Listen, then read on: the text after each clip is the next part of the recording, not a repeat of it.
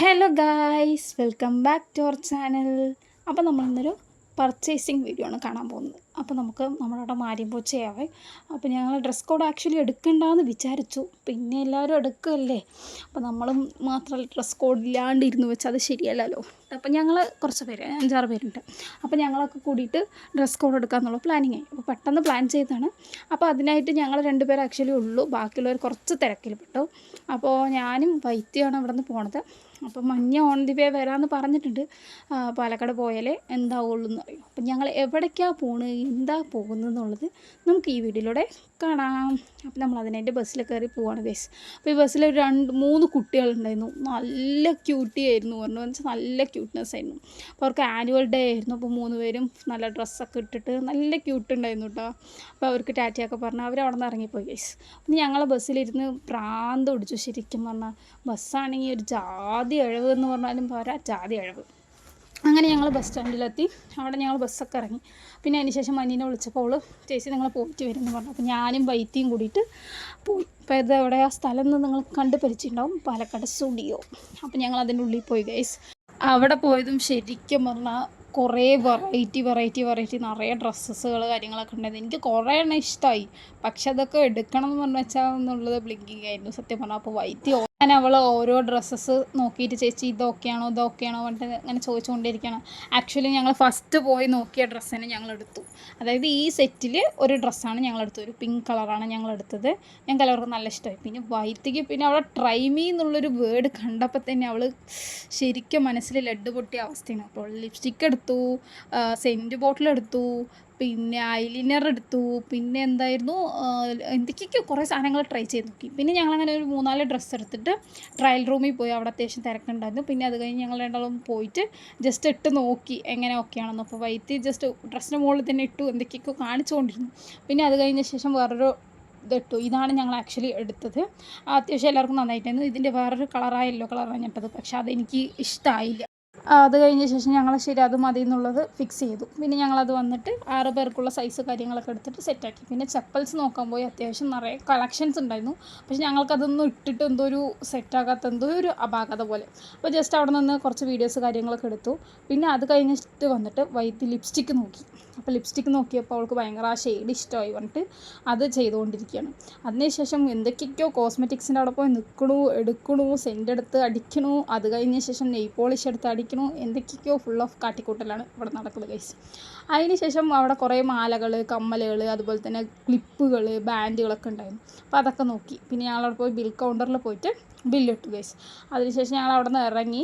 അത്യാവശ്യം കുറച്ച് സമയമായി, ഞങ്ങൾക്ക് ബസ്സിന് തിരിച്ച് പോകണമല്ലോ. അപ്പോൾ മഞ്ഞ അവിടെ നിൽക്കാമെന്ന് പറഞ്ഞു, സ്റ്റേഡിയത്തിൽ നിന്ന്.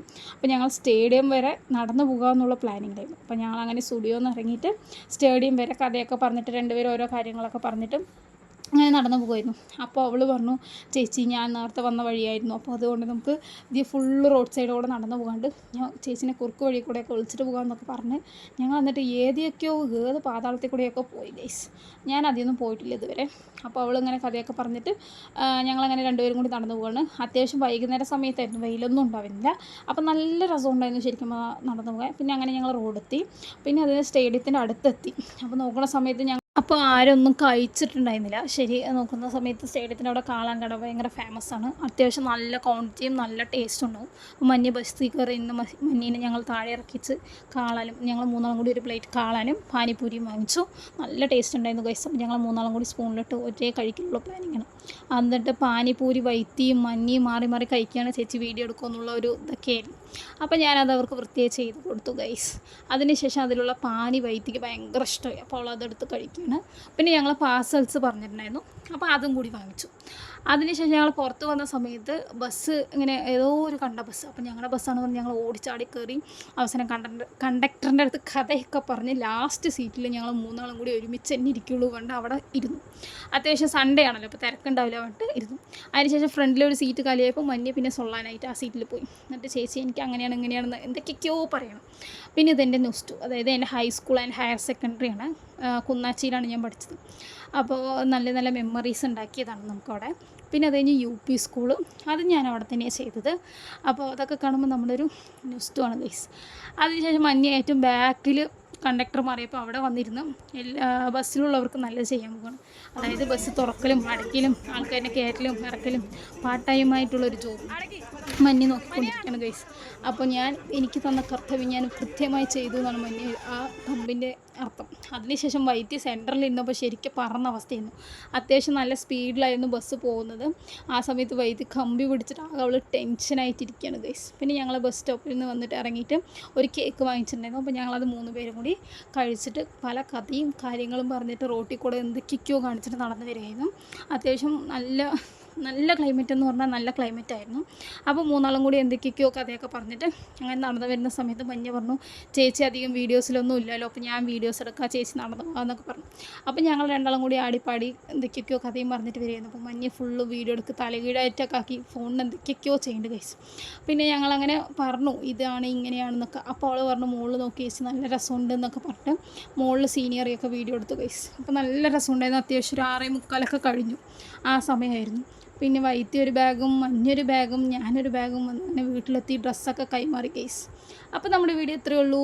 Tata, bye bye, love you all.